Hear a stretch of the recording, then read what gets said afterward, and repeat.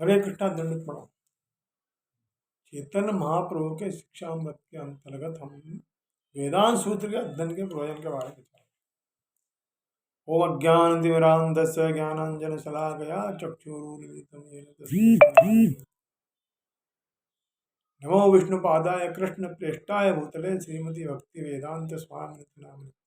नमस्ते सारस्वते देवे गौरवाणी प्रचारणे निर्विशेषाशून्यवादी पाश्चात्य देशता।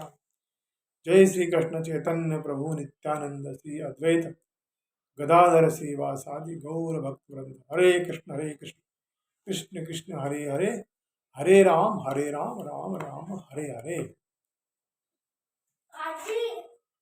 शास्त्रों से प्राप्त जानकारी को ज्ञान कहते हैं तथा ज्ञान के साक्षात्कार को विज्ञान कहा जाता है। सद्गुरु के माध्यम से शास्त्रों से अर्जित ज्ञान वैज्ञानिक होता है, किंतु मनोधर्म से व्याख्या करने पर उसे मनोकल्पित करते हैं। प्रामाणिक सद्गुरु के माध्यम से शास्त्रीय जानकारी को वैज्ञानिक रीति से समझने का प्रयास मनुष्य करने पर अपनी अनुभूति द्वारा भगवान श्री कृष्ण की यथार्थ स्थिति जान लेता है। भगवान कृष्ण का अप्राकृतिक स्वरूप प्राकृत प्रकाश से सर्वथा भिन्न तथा जड़ पदार्थ की प्रतिक्रिया से अतीत है, परे है। भगवान के दिव्य स्वरूप को वैज्ञानिक दृष्टि से समझे बिना मनुष्य निराकारवादी बन जाता है। सूर्य सम प्रकाश है, किंतु प्रकाश सूर्य से भिन्न है। फिर भी सूर्य और सूर्य प्रकाश की स्थिति भिन्न नहीं है, क्योंकि सूर्य के अभाव में सूर्य प्रकाश संभव नहीं तथा सूर्य प्रकाश बिना सूर्य शब्द का कोई अर्थ नहीं होता। माया के प्रभाव से मुक्त हुए बिना परम ईश्वर भगवान कृष्ण तथा उनकी विविध शक्तियों को नहीं समझा जा सकता।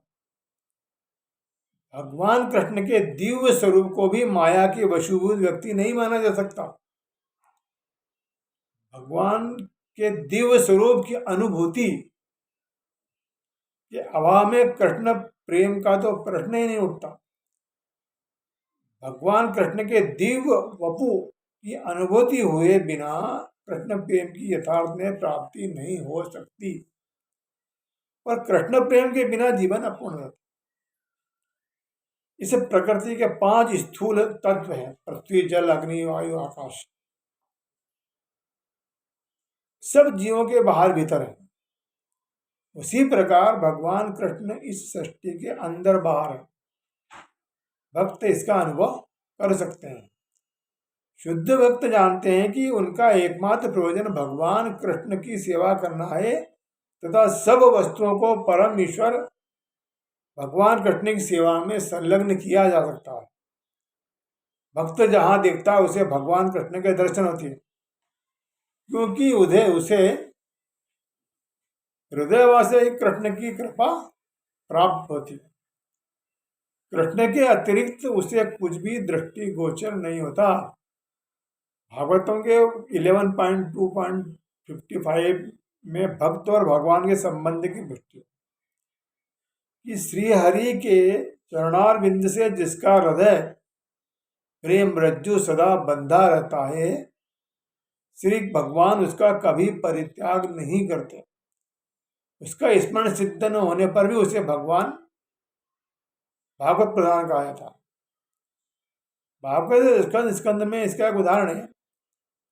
अपने साथ रास नृत्य के लिए गोपियों के आने पर भगवान कृष्ण अंतर ध्यान हो गए।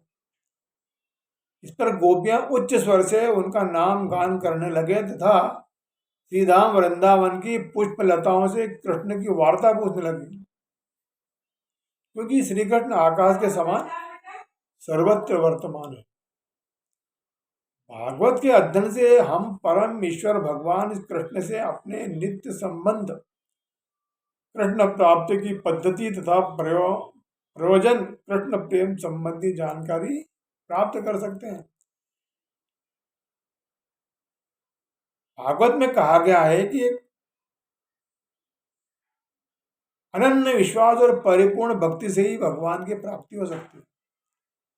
वस्तुतः यह भक्ति है जो भक्त के हृदय को पवित्र करके उसे उच्चतम अनुभूति के स्तर पर आरूढ़ कर देती है, जहां वह दृढ़ निश्चय पूर्वक भगवत सेवा करता रहता है।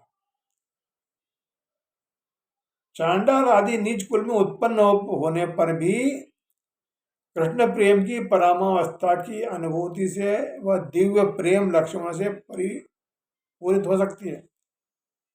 भागवतम में दिव्य प्रेम लक्षणों के बारे में कहा गया है कि अपने भक्तों के हृदय को सब पाप कृत्यों से शुद्ध करने में समर्थ श्री हरि की चर्चा करते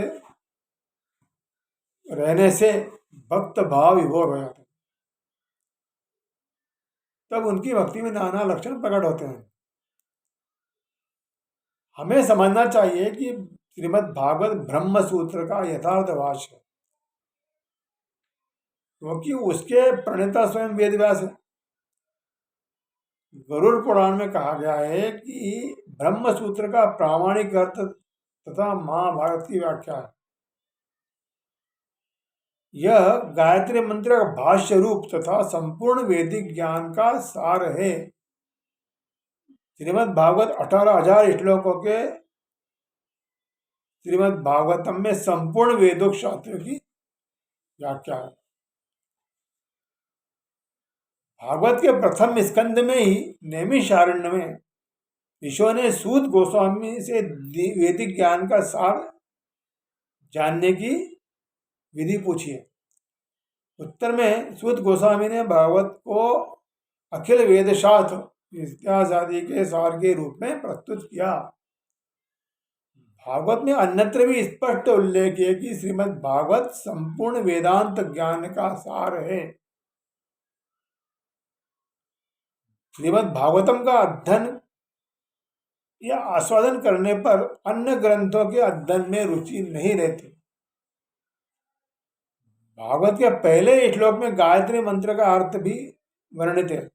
मैं परम सत्य को प्रणाम करता हूँ। परम सत्य के संबंध में यह प्रारंभिक श्लोक है। इसका वर्णन भागवतम में प्राकृत सृष्टि के सृष्टा, पालक और संहारक के रूप में किया गया। भगवान श्री वासुदेव को प्रणाम। ओम नमो भगवते वासुदेवा में स्वयं देवकी वसुदेव के दिव्य पुत्र श्री कृष्ण का निर्देश है। श्रीमद् भागवत में आगे यही सत्य और अधिक स्पष्ट रूप से प्रमाणित किया गया है। व्यासदेव की घोषणा है कि श्री कृष्ण स्वयं भगवान है तथा अन्य सभी उनकी अंश कला है। श्री जीव गोस्वामी ने कृष्ण संदर्भ में इस तत्व को अधिक स्पष्ट किया। आदि जीव ब्रह्मा ने भी अपनी ब्रह्म संहिता में भगवान श्री कृष्ण का वर्णन किया है। सामवेद इस तथ्य की पुष्टि करता है कि श्री कृष्ण देवकी के दिव्य पुत्र हैं। हरे कृष्ण।